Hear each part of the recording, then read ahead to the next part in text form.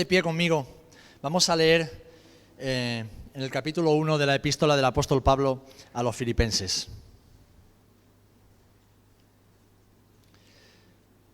Filipenses, capítulo 1, el versículo 1 dice así en la palabra del Señor: Pablo y Timoteo, siervos de Jesucristo, a todos los santos en Cristo Jesús que están en Filipos, con los obispos y diáconos.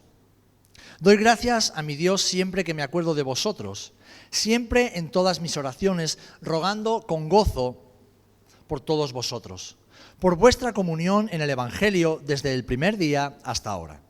Estando persuadido de esto, que el que comenzó en vosotros la buena obra, la perfeccionará hasta el día de Jesucristo. Como me es justo sentir esto de todos vosotros, por cuanto os tengo en el corazón. Y en mis prisiones y en la defensa y confirmación del Evangelio, todos vosotros sois participantes conmigo de la gracia. Que el Señor bendiga su palabra.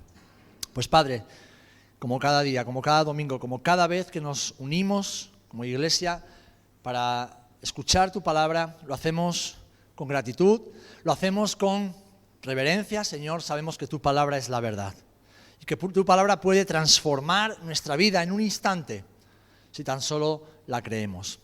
Por eso te pedimos que una vez más, por medio de tu Espíritu Santo, abre nuestros corazones, abre nuestras mentes, Señor, y sobre todo humíllanos delante de ti para, con sinceridad y humildad, recibir esa palabra que tú tienes para tu pueblo en este día. Glorifícate, sigue glorificándote, Señor. Gracias por habernos bendecido tanto y porque aún lo seguirás haciendo. En el nombre de Jesús. Amén y amén. Amén. Podéis tomar asiento, queridos hermanos. Versículo 6 de este pasaje que hemos leído. Estando persuadido de esto, que el que comenzó en vosotros la buena obra, la perfeccionará hasta el día de Jesucristo. ¿Cuántos podemos decir amén? Él perfeccionará su obra en nosotros. ¿Y sabéis cuál es el día de Jesucristo? El día en que Él se manifieste. Sea en su segunda venida o sea cuando estemos delante de Él, ahí la obra del Señor será perfecta en tu vida y en mi vida. ¿Sabéis? Mira, el Dios de la Biblia, el Dios de la palabra, es un Dios de propósitos, pero además es un Dios de procesos. Y todo cuanto el Señor hace tiene un propósito específico y muy especial. Si Dios es perfecto, sabemos que sus planes son perfectos también. Por eso cuando recibimos el perdón de nuestros pecados, cuando venimos a Él y le reconocemos como Señor y Salvador de nuestra vida en arrepentimiento y fe, en ese momento tú y yo entramos a formar parte de esos planes y esos propósitos eternos y perfectos. Un proceso, un camino que durará toda nuestra vida aquí en la tierra y que a su vez está formado de muchos mini procesos, o como bien dice Eloide, de paréntesis, de procesos más pequeños y específicos. Yo no sé si tú eres capaz de identificar esto en tu vida. Yo lo llevo viviendo desde que conozco al Señor. Experimentando cómo Dios trabaja por etapas, trabaja por momentos, trabaja en diferentes situaciones de nuestra vida, en diferentes etapas, para llegar a su objetivo, que es el de perfeccionarnos conforme a la imagen de Jesús. Y es un camino, como digo, hermanos, que no termina aquí en la tierra. Es un camino que se culmina en el cielo cuando estemos delante del Señor, cuando estemos delante de Jesús. Mientras tanto, lo que la Biblia nos enseña es algo que a la mayoría de nosotros nos cuesta. ¿Por qué? Porque somos una generación impaciente, somos una generación inconstante, somos una generación caprichosa, somos una generación del bienestar.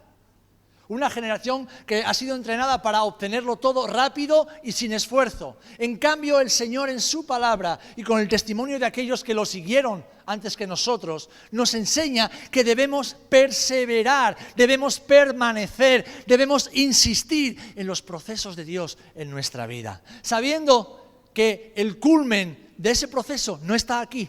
Sabiendo que la meta definitiva no está aquí en esta vida. Sabemos que esa perfección llegará cuando veamos a Jesús cara a cara. Amén.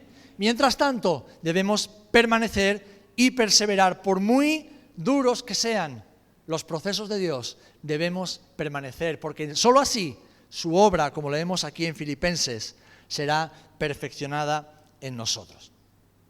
Una de las cosas que encontramos en la palabra es que a Dios se le define de diferentes maneras, como un pastor, como un padre, como el Señor, como el Dios del universo, como un juez, pero a Dios también se le define como un alfarero, como el buen alfarero. Dale, Anderson, cuando quieras. Quiero que se quede grabada la imagen en la mente de los hermanos.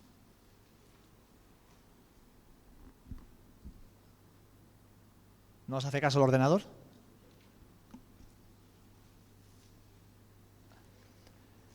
Dios es un buen alfarero. Dios es el buen alfarero.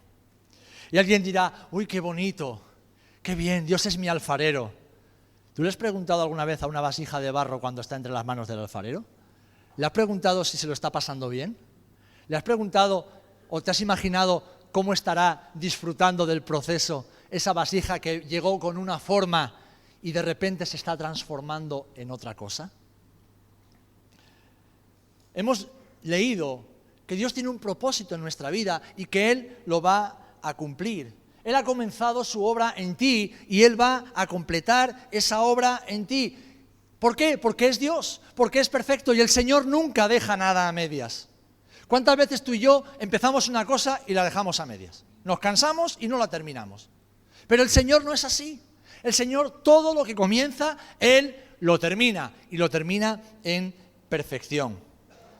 Como he dicho, la Biblia compara a nuestro Señor con un alfarero, aquel hombre que moldea el barro que tiene en sus manos y no lo deja de moldear y de trabajar hasta que este barro adquiere su forma definitiva. Todos, sin excepción, cuando llegamos a Él, cuando llegamos al Señor, hemos llegado deformados de nuestra forma original. Hemos llegado rotos, hemos llegado quebrados por causa del pecado y sus consecuencias en nuestra vida. Puede ser que llegamos a la iglesia y nos creemos los más chulos del lugar. Puede ser que vamos por la vida creyendo que somos el ombligo del mundo, pero en realidad somos vasijas rotas y despedazadas por causa del pecado y sus consecuencias. Y cuando venimos al Señor, Él recoge esas vasijas, Él recoge esa vida rota, esa vida despedazada, quizás con apariencia de fortaleza, de bienestar, pero que por dentro está completamente destrozada y alejada de Dios. Él la recoge en sus manos y comienza un trabajo de reconstrucción, de sanidad y sobre todo de moldeamiento. Empieza a darle la forma que Él quiere darle. Hace muchos años, cuando yo estaba en uno de esos momentos, de esos procesos extremadamente duros y dolorosos, yo le pedí al Señor que me hiciera entender algo de lo que estaba pasando, de lo que estaba haciendo, y el Señor no me decía absolutamente nada. Pero llegó un día en que entendí esto, hermanos, entendí esto.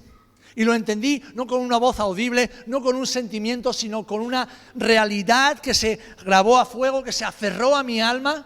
Y es que ese proceso era un acto de amor del Señor hacia mi vida. Dios me estaba amando intensamente en medio del fuego de la prueba. Era un proceso de amor.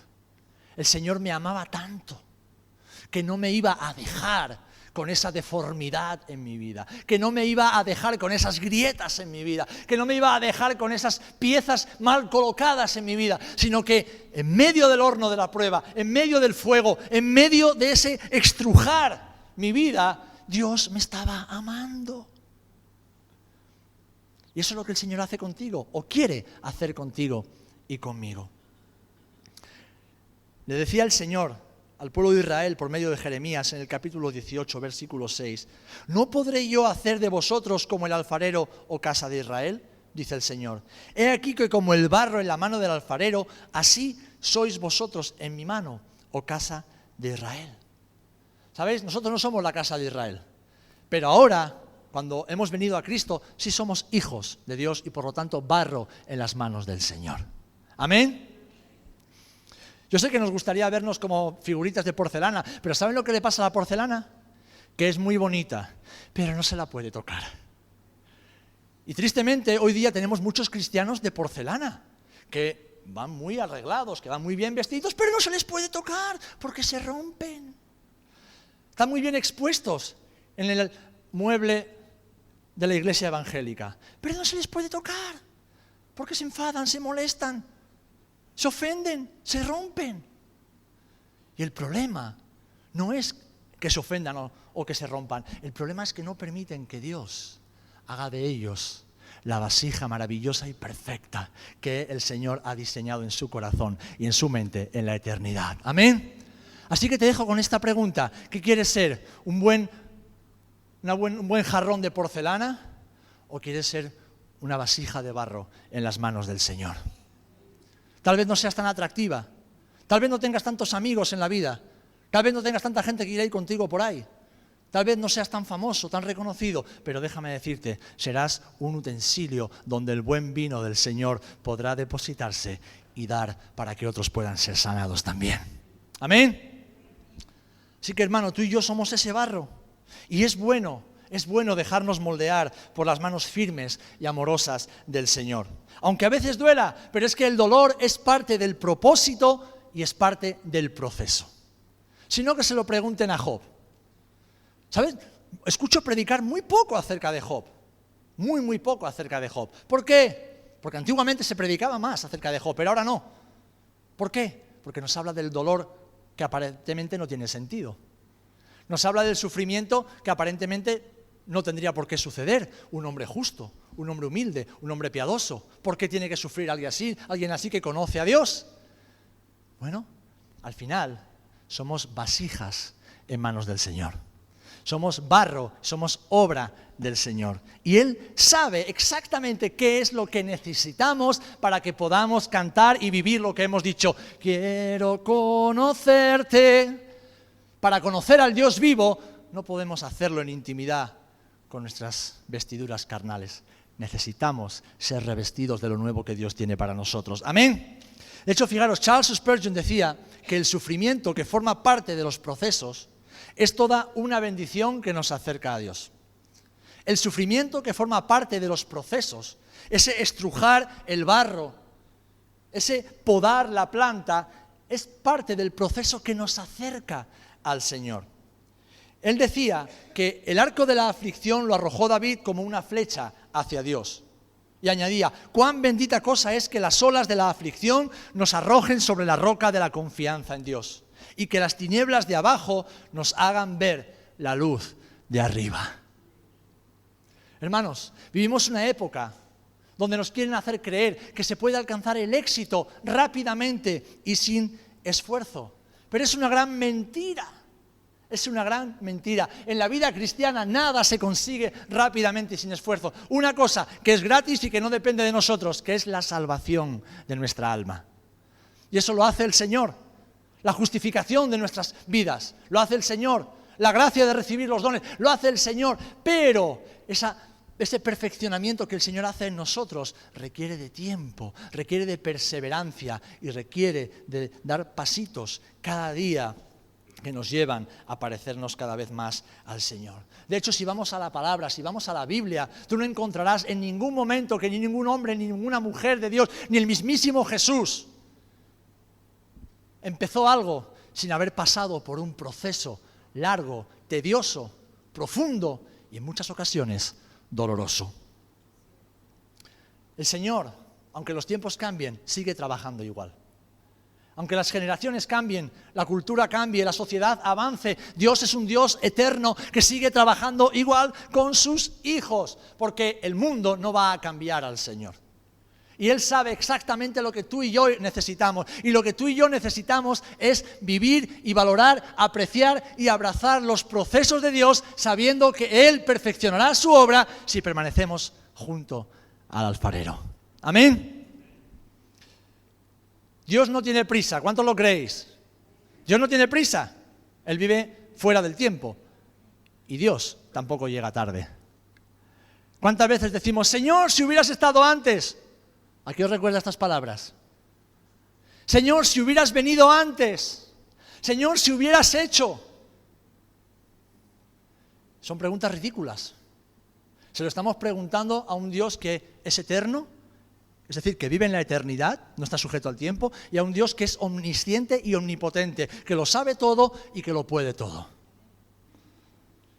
Si hubieras, hermanos, hermanas, el apóstol Pedro les dice a sus hermanos, mas, oh amados, no ignoréis esto, y está hablando de la segunda venida del Señor, que para con el Señor un día es como 1000 años, y 1000 años como un día.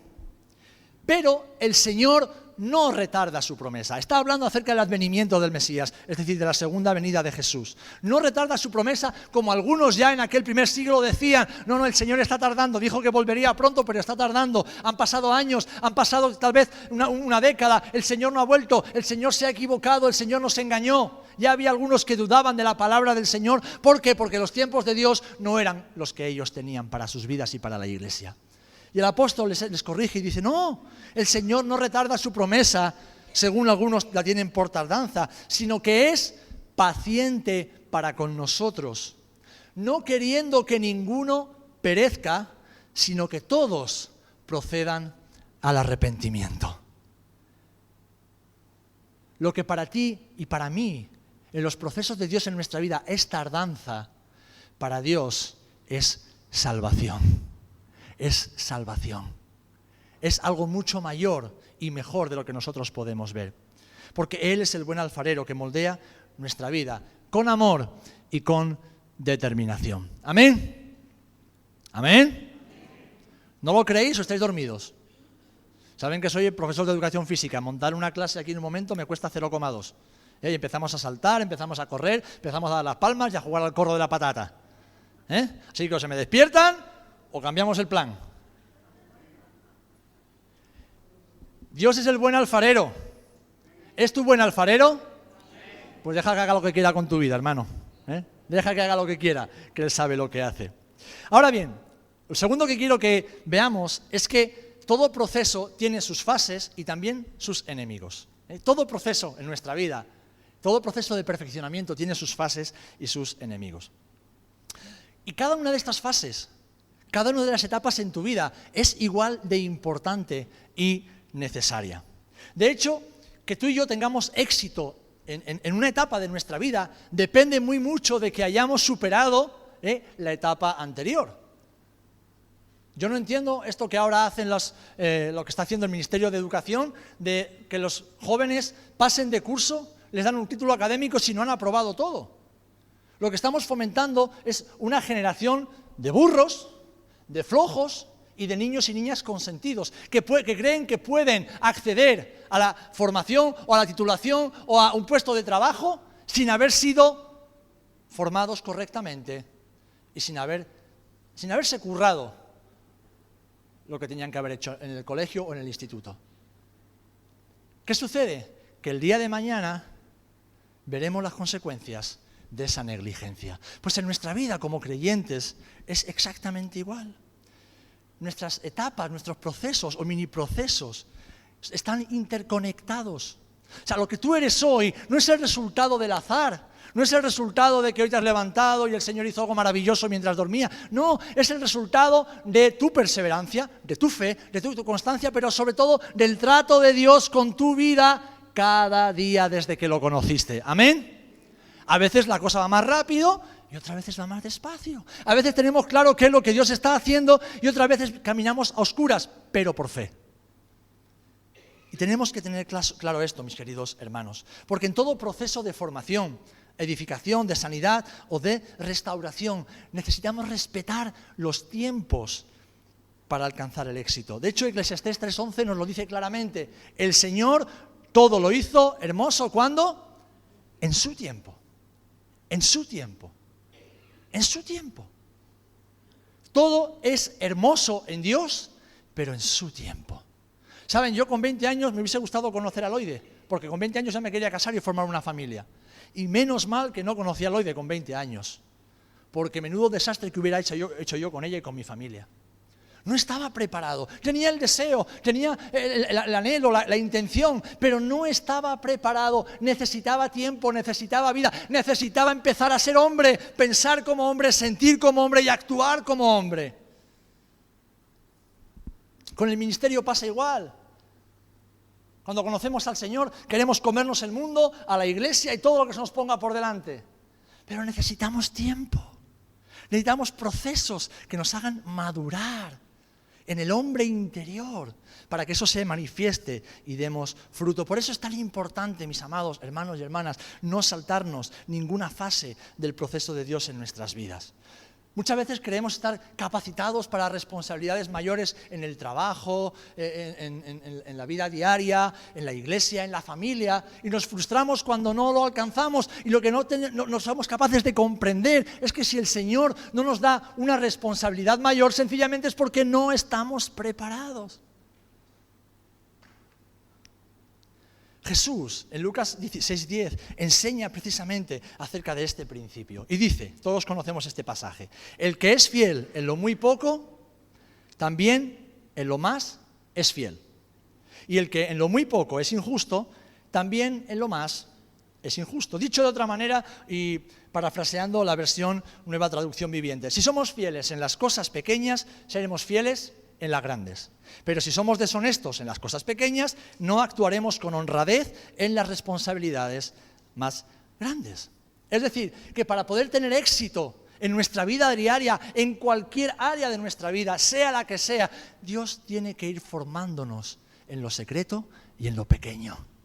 El Señor tiene que mantenernos por tiempos y por procesos en su taller del alfarero, y ahí donde nadie ve, donde nadie observa, donde nadie oye, trabajar con nuestra vida, trabajar con nuestro carácter, trabajar con nuestros miedos, trabajar con nuestras inseguridades, trabajar con nuestras cadenas de pecado, trabajar con nuestros paradigmas mentales que nos bloquean y que nos impiden caminar y vivir en libertad. El Señor trabaja ahí. Y en muchos momentos nos saca, nos expone porque Dios quiere que demos fruto desde el minuto 1. Pero eso no implica que cuando empezamos a dar fruto hemos terminado el proceso, no, sencillamente Dios trabaja por etapas, nos da descansos, porque si no sería una agonía constante. Pero necesitamos comprender esto. No saltarnos las etapas, porque Dios no quiere que fracasemos. El plan del Señor para tu vida no es el fracaso. El plan de Dios para tu vida es el éxito y la prosperidad en todas las cosas. ¿Amén? Yo lo creo porque lo dice la palabra. Y no es una prosperidad solamente económica y humana, no, es una prosperidad integral en todas las áreas de nuestra vida. Dios no quiere que fracasemos, sino que demos fruto abundante y de gloria para Él. Las palabras del apóstol Juan, que le escribe al hermano Gallo en 3 de Juan 2:2, expresan literalmente el corazón de Dios hacia nosotros y nos dan un principio clave de lo que estoy diciendo. Fijaros, el apóstol le dice así: amado, yo deseo que tú seas prosperado en todas las cosas y que tengas salud, así como prospera tu alma. Yo deseo que seas prosperado en todas las cosas y que tengas salud, así como prospera tu alma. Esto nos habla, mis amados, de propósito y de procesos que están basados en la prosperidad de nuestra alma. Es decir, nos está hablando de madurez cristiana. Nos está hablando de madurez caracterial y personal. Nos está hablando del hombre, la mujer interior, allá donde el Señor trabaja. Para dar fruto y tener éxito en Dios debemos crecer y madurar de forma integral. Debemos madurar y crecer en nuestra mente, en nuestra forma de pensar. Debemos madurar en nuestra alma, en las intenciones y emociones que mueven nuestra vida y nuestro caminar cada día. Debemos madurar en el espíritu, debemos madurar en la piedad cristiana. Esta madurez, que es la que Dios está obrando en nosotros, no se alcanza de un día para otro, ni se alcanza de un año para otro, ni se alcanza de una década para otra, se alcanza en un proceso que dura toda la vida. ¿Amén? Pablo mismo decía, yo no pretendo haberlo ya alcanzado. El apóstol Pablo, a quien tú y yo llegamos, por debajo de la suela del zapato en cuanto a madurez. Y él decía, yo no pretendo haberlo alcanzado, mis hermanos, pero una cosa hago. Yo todavía no he llegado, pero una cosa hago. Prosigo a la meta. Prosigo a la meta. Él sabía que su meta no estaba aquí en la tierra. Él sabía que su meta no estaba en tener muchas cosas en la tierra, ni tener éxito ministerial en la tierra. Su meta estaba en Jesús, en llegar a Jesús. Y mientras llegaba ese momento de ver a Jesús cara a cara, él perseveraba en el propósito de conocer más a Jesús, ser hallado en Jesús y parecerse más a su Señor. Y eso lleva tiempo. Eso lleva una vida entera, una vida entera. Esta madurez se alcanza con el tiempo y se alcanza dejándonos moldear por el Señor. ¿Amén? Así que no desesperes, mi amado hermano.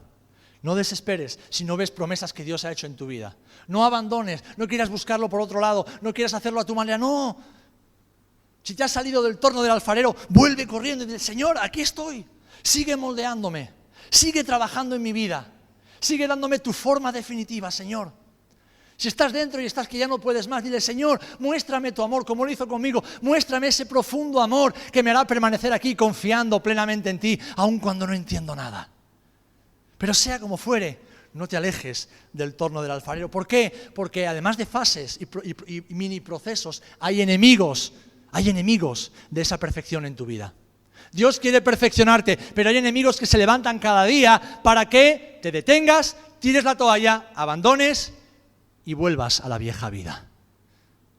Hay enemigos como el desánimo, la incredulidad, el cansancio, las prisas, el orgullo, el amor por las cosas de aquí abajo, por la vida terrenal, por las posesiones. Todas esas cosas son enemigos que se levantan contra nuestra vida para que abandonemos la carrera, para que dejemos de ser formados y moldeados por el Señor. Fijaros, Salomón escribió acerca de la importancia de los procesos de Dios y el peligro de no querer permanecer en ellos para crecer y madurar como personas. Proverbios 12:1 dice así: el que ama la instrucción ama la sabiduría. Y no está hablando de ir a un seminario, una escuela bíblica, no. Está hablando del que ama ser enseñado, el que ama ser instruido en la palabra y en la vida. Está hablando del que ama ser moldeado, ser transformado a la imagen del Señor. Dice que ama la sabiduría. Mas el que aborrece la reprensión es ignorante. El que aborrece la reprensión es ignorante. Y añade en Proverbios 29:15, la vara y la corrección dan sabiduría. Fijaros que la consecuencia de lo uno siempre es la sabiduría. Mas el muchacho consentido avergonzará a su madre. Qué palabras tan explícitas. La vara y la corrección, el castigo, la disciplina, dan sabiduría. Pero el muchacho, la muchacha, el joven, el hombre, la mujer, consentido, caprichoso, impetuoso, impaciente, avergonzará a su madre. ¡Wow! En Hebreos 12:6 reafirma esta idea y nos dice que el Señor al que ama, disciplina. El Señor al que ama, disciplina. Porque al que no disciplina es que no lo tiene por hijo, lo tiene por bastardo, no lo reconoce y no quiere saber nada con él. Así que es importante, mis amados, entender cómo Dios obra y cómo Dios trabaja. A veces pensamos, no, es que el pastor siempre diciéndome, es que el hermano siempre diciéndome, bienaventurado eres cuando tengas un hermano a tu lado que te corrija de tu mal camino. Porque el día que eso te falte, serás como un caballo desbocado, que irá él solito hacia la destrucción. Dios ha puesto la iglesia para que no nos olvidemos de que para crecer, para madurar, para alcanzar propósitos en Él, debemos ser instruidos, debemos ser disciplinados, debemos ser corregidos como parte del trato y del moldeamiento de Dios para nuestras vidas. ¿Saben? Yo ahora miro hacia atrás y veo las veces en que mi pastor me sentaba en el despacho y me explicaba cosas que me dolían y que me herían en ese momento y que a veces me hacía hervir la sangre y decía, este es un viejo, este no se entera de nada. No se lo decía, lo pensaba. Y saben, recuerdo esos momentos con tanto cariño, con tanto aprecio. Digo, gracias, Señor, porque me diste un hombre que me dijo lo que necesitaba escuchar y no lo que quería oír. Y de eso se trata. Cuando ya no queremos oír la reprensión, la disciplina, la corrección de nuestros hermanos o de los pastores, lo que estamos diciendo es, Señor, no quiero saber nada contigo. No quiero saber nada contigo. Yo estoy bien así, yo soy bien así, esta es mi forma de ser, así es como quiero vivir, así que, por favor, no me toques. Qué importante, mis amados, es dejarnos moldear por el Señor, dejarnos podar como podamos una planta, corregir con amor y con paciencia, como le decía Pablo a los Efesios en el capítulo 4, hasta que todos lleguemos a la unidad de la fe y del conocimiento del Hijo de Dios, a un varón perfecto, a la medida de la estatura de la plenitud de Cristo. Amén, porque esa es nuestra meta. Debemos recordar siempre que tú y yo somos plantas en el jardín, en el huerto del Señor. Y como plantas en el huerto del Señor, aún nos sobran muchas hojas y aún nos sobran muchas ramas. ¿A quién le gusta llegar al huerto, al jardín y ver las plantas todas llenas de ramas, todas llenas de hojas feas, ahí comiéndose el fruto? A nadie, a cualquier jardinero o cualquier hortelano diligente, Manuel, tiene los mejores tomates de Rota. Cuando llega al huerto y ve sus plantas, las ama, las cuida, las mima, hasta les habla. ¿Sabes que la gente habla con las plantas? Bueno, hablamos con las plantas. Y con cuidado va quitando, va podando todo aquello que sobra, que roba la savia, que roba la vida y que roba el fruto. ¿Para qué? Para que todo lo que esa planta está recibiendo se enfoque hacia el fruto y el máximo potencial para el cual esa planta fue diseñada. Pues hermano, hermana, tú y yo hemos sido plantados en el huerto de Dios y Dios hace exactamente lo mismo con nosotros. Si estás en el huerto de Dios, Él no te va a dejar como un olivo salvaje, como una planta silvestre. Eres adoptado, eres aceptado, le perteneces y por tanto Él tiene el derecho de podarte todo lo que Él crea conveniente y las veces que sea necesario. Amén. ¿Por qué? Porque Él te ama tanto que no te quiere dejar como estás. No te quiere dejar así como estás. Quiere que des el máximo potencial que Él ha puesto en tu vida. Pero para eso hay que quitar, hay que extraer, hay que arrancar todo lo que en ti te roba el fruto. Amén. La poda duele, yo lo sé que la poda duele. Y el moldeado también. Pero déjame decirte que cuando el Señor hace eso, Él te cubre con su amor y te llena de esperanza para seguir adelante en todas las etapas del proceso. Y yo quiero seguir adelante en el proceso de Dios en mi vida. Yo quiero seguir adelante. Me da igual lo que este mundo diga, me da igual lo que este mundo ofrezca, me da igual la vida cómoda que pueda llevar ahora. Si lo tengo que perder todo, lo perderé, con tal de que mañana me parezca un poquito más a Jesús de lo que me parezco hoy. Porque esa es la meta. Esa es la meta, la verdadera meta. Y entramos en el último punto. La verdadera meta no está aquí, en este lado del sol. No está aquí. Tu meta no está aquí.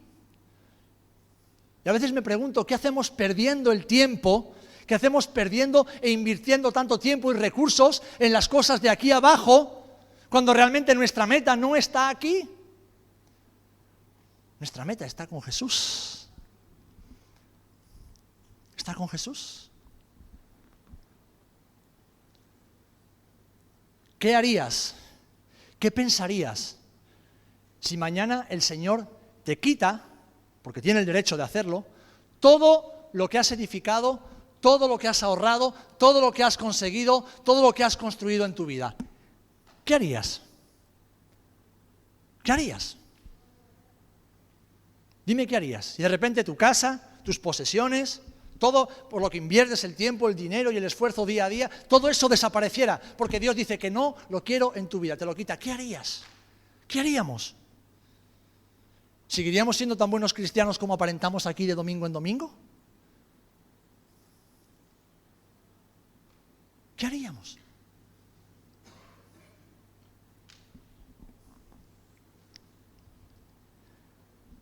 Hoy necesitamos recordar más que nunca antes, porque el enemigo, desenfocándonos, nos hace creer, muy sutilmente, que lo importante es vivir el día a día, que lo importante es disfrutar de la vida, que lo importante es divertirse y alcanzar metas. Y no estoy diciendo que no haya que serlo, hay que esforzarse, hay que tener objetivos en la vida, hay que ser los mejores en el campo del trabajo, del estudio, de donde sea que estamos.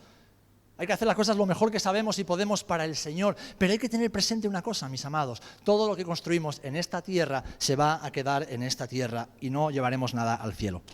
Es más, ni siquiera los buenos recuerdos, que esas sensaciones, esas emociones, esa satisfacción de haber hecho no sé cuántas cosas, esos recuerdos se quedarán aquí y no tendrán ninguna trascendencia en la eternidad.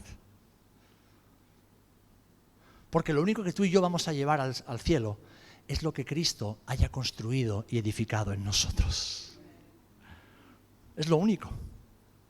Es lo único. Entonces, ¿por qué perder tanto el tiempo? ¿Por qué estar siempre tan ocupados, preocupados, tan entretenidos con las cosas de aquí abajo? Llenando nuestra vida con cosas de aquí. Si esa no es la meta de Dios para nuestras vidas. Si eso no es lo que Dios quiere para sus hijos. Si todo lo que el Señor nos ha dado, no nos lo ha dado para nosotros, nos lo da para que disfrutemos, pero sobre todo para que lo compartamos. ¿Saben? Leí una frase que compartí en las redes hace unas semanas. Si Dios te da más de lo que necesitas, no construyas un muro más alto, pon una mesa más larga. Pero hacemos al revés. Dios nos da más de lo que necesitamos y nos encerramos en esa bendición. Cuando esa bendición no fue dada para nosotros solos, ha sido dada para manifestar el carácter generoso y bondadoso de Jesús. ¿Amén? Esto os duele, ¿verdad? O seguís durmiendo, no lo sé. Hermanos, nuestra meta está, como he dicho antes, al otro lado del sol. Aquí siempre estaremos en un proceso de cambio y de perfeccionamiento. Aquí siempre habrá algo que mejorar, algo que cambiar, algo que ser transformado. Tenemos promesas del Señor, tenemos la promesa de que Él completará su obra en nosotros y esa obra es perfecta, pero hermano, esa perfección no se alcanzará en esta vida, no se alcanzará en esta tierra, no se alcanzará en este lado del sol, la alcanzaremos cuando nuestros ojos se abran al otro lado. Allí será cuando tú y yo seremos verdaderamente perfectos tal y como Él lo es. El apóstol Juan escribe en la primera epístola, al capítulo 3, amados, ahora somos hijos de Dios y aún no se ha manifestado lo que hemos de ser. Pero sabemos que cuando Él se manifieste, seremos semejantes a Él, porque le veremos tal como Él es. Será en ese momento. Mientras tanto, estaremos en un proceso. ¿Por qué? Porque el proceso es el camino y el proceso es el destino en esta tierra. Es un proceso. Es un proceso, es un proceso, es un proceso, es un camino, es una vida, no se termina nunca, no se termina nunca. Cuando alguien dice, por fin, ya llegué. A veces las parejas se casan, recién casadas, wow, lo he conseguido, ya he llegado, he empezado el matrimonio, ya lo conseguí. Y digo, ay, pobrecitos, ay, pobrecito mío, si lo que acabas de hacer es empezar a morir, ¿verdad, Ramón? Él me enseñó una cosa, yo lo sabía, pero él le dio forma, le dio palabras que lo uso después también en la enseñanza. Mientras estábamos haciendo el cursillo prematrimonial, las charlas que teníamos con ellos, que fueron maravillosas, me dice, Serafín, me he dado cuenta de que la vida en pareja, y eso que no estaban casados todavía, o sea que no tenían que dormir toda la noche juntos, se veían durante el día de vez en cuando. Y me decía, me he dado cuenta de que la vida en pareja, el matrimonio, entiendo, es una máquina de machacar el ego, ¿verdad? Es una máquina de machacar el ego. Digo, es que es así, es que es así. Es que la vida en matrimonio, la vida en comunidad, la vida en familia, no se trata de mí, de yo, lo que yo quiero, lo que yo pienso, lo que a mí me gusta, lo que a mí me apetece, lo que a mí... No. Se trata de nosotros, en igualdad de condiciones, nosotros. Y claro, muchas veces el tú y el mí chocan. Y esa es parte de la formación y el moldeamiento del Señor en nuestras vidas. Por eso es tan importante permanecer, porque este es un viaje que hemos comenzado, en el cual hemos empezado a conocer a Jesús. ¿Para qué? Para parecernos más a Jesús y para darlo a conocer a todos aquellos que aún no lo han conocido. ¿Amén? Y quiero concluir recordando que todas aquellas personas que han sido usadas por Dios en algún momento, todas han tenido que pasar por procesos largos, duros y en muchas ocasiones dolorosos. ¿Cuántos queréis dar fruto abundante para el Señor? Todos queremos dar fruto para el Señor, ¿verdad? Bueno, pues no hay que salirse del proceso, no hay que tirar la toalla, no hay que abandonar, no hay que decir, estoy cansado, no, hay que seguir adelante. ¿Por qué? Porque todo lo que Dios hace es bueno, todo lo que Dios hace en su voluntad es perfecto y todo lo que Dios hace en su voluntad es agradable para nosotros, aun cuando nos duela. Jesús dijo, quien quiera seguirme, ¿qué tiene que hacer? que vaya a Puerta del Cielo, que lo va a pasar genial. No. Ayer me fui a la playa y vinieron Presi y José Antonio conmigo. Y Presi se hizo la valiente, y ahí que se metió en el agua, y entró, pero de repente Presi desapareció. Menos mal que estaba José Antonio al lado, riéndose. Y entonces cuando ya sale del agua con los pelos por aquí, el bañador vuelto al revés, bueno, la pobre me dice, ¡ay! ¿Quién me iba a decir a mí esto a estas alturas de la vida? Y digo, hermana, seguimos en el proceso, Seguimos en el proceso. Todavía quedan unos cuantos centrifugados más para seguir tomando la forma del Señor. Seguimos en el proceso. Pero ¿cómo te lo pasaste, Presi? Te lo pasó muy bien, Luego trajo comida para 35 personas y allí, bueno, pues comimos nosotros y alguno más que pasaba por cerca. Un proceso. Y en ese proceso a veces hay olas, hay meneos, hay situaciones que no controlamos y como hizo ella, Serafín, agárrame. Y bueno, pues ahí entramos y salimos juntos del agua. Buscó ayuda, buscó apoyo en otros.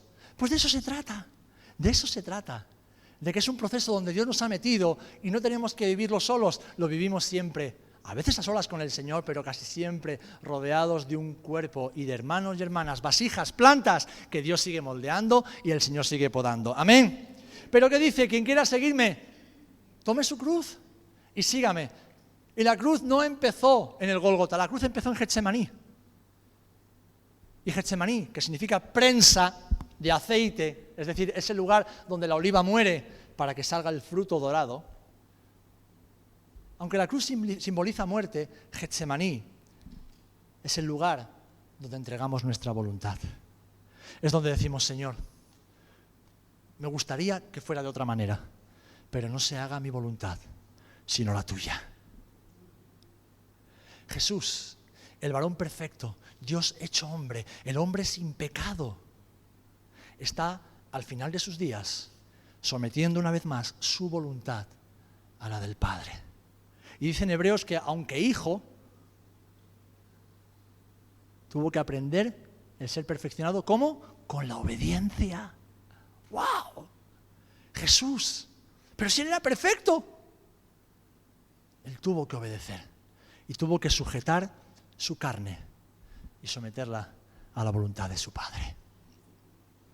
En Getsemaní morimos para confiar plenamente en lo que Dios está haciendo en nuestras vidas. Estamos, hermanos y hermanas, y estaremos siempre dentro de un proceso del Señor. Y terminará cuando estemos con Él en su presencia. Mientras tanto, yo te ruego en el nombre del Señor, ni se te ocurra salir del proceso de Dios en tu vida, ni se te ocurra decirle al Señor que no quieres que te trate más, ni se te ocurra rechazar la disciplina, la corrección del Señor, sea que venga del parte del pastor, de un hermano, de una hermana, de tu esposo, de tu esposa, de quien sea. No rechaces la corrección, porque es parte de lo que Dios está haciendo en tu vida para que brilles y para que seas el hombre y la mujer que Él ha diseñado. Amén. Él quiere cumplir su promesa en ti. Él quiere llevarte a casa, pero mientras llega ese momento en que estemos en casa con Él, Él quiere que te parezcas cada vez más a Jesús. ¿Para qué? Para que cuando abras tus ojos seas como Él y vivas eternamente junto a Él. Amén. Hermanos, Abraham, Jacob, Moisés, David, Elías, Pablo, todos vivieron en los procesos de Dios y no se salieron de ellos. Cayeron, se volvieron a levantar, sufrieron, se encomendaron al Señor, dudaron, pero pusieron su confianza y su fe en la promesa que Dios les había hecho. Y todos tuvieron fruto, todos tuvieron éxito porque permanecieron hasta el final. Amén. Habían puesto su mirada en el Señor, habían puesto su foco, habían puesto su enfoque en Jesús y en nadie más que en Jesús. Por eso yo te animo a que no dejes que nada ni nadie te desanime, ni tú mismo, que eres tu peor enemigo, ni todos aquellos que te dicen algo distinto a lo que tú necesitas escuchar en este momento. No, enfócate en Jesús, pon tu mirada en Él, solamente en Él, y dile, Señor, tal vez esto que pasa ahora no lo comprendo, no me gustaría, pero lo recibo, lo abrazo, porque sé que es parte de tu plan para mi vida. Amén. Señor, si duele, que duela, pero que sane, que construya, que edifique, que me haga brillar como tú quieres que lo haga. Estos hombres persistieron y confiaron hasta el final, porque saben, hermanos y hermanas, en el reino de Dios y en el ministerio no hay atajos, no hay atajos. No existen atajos. Los atajos nos llevan al punto de partida. Así que debemos valorar los procesos del Señor en nuestras vidas. ¿Por qué? Porque el proceso de Dios en ti, lo que el Señor está haciendo en ti, es su obra de arte en tu vida. Es su obra de arte en tu vida. Y si Él no ha tirado la toalla, no la tires tú tampoco. No la tires tampoco. No la tires tampoco. Deja que el Señor siga moldeándote. Deja que el Señor siga podándote. Deja que el Señor siga haciendo de ti esa vasija maravillosa que se parece cada día más a Jesús. Deja que haga de ti esa planta cargada de potencial para dar fruto al 100%, que es el plan de Dios. ¿Os acordáis en Juan 15 cuando la planta da fruto? Cuando permanece junto al Señor. Que no se te pase ni un solo instante por la cabeza tirar la toalla, sino que corre al Señor y dice: Señor, he flaqueado, pero vengo a ti. Vuelvo a ponerme en el torno. Venga, sigue moldeándome. Señor, he intentado huir de las tijeras de la poda, pero Señor, me he dado cuenta de que no. Por favor, venga, sigue podándome. Sigue podándome, sigue quitándome todo aquello que sobra. Y que solamente quede lo que dé fruto para tu gloria. Ese es el deseo y el corazón de un hijo y de una hija que conocen y que aman verdaderamente a su Señor.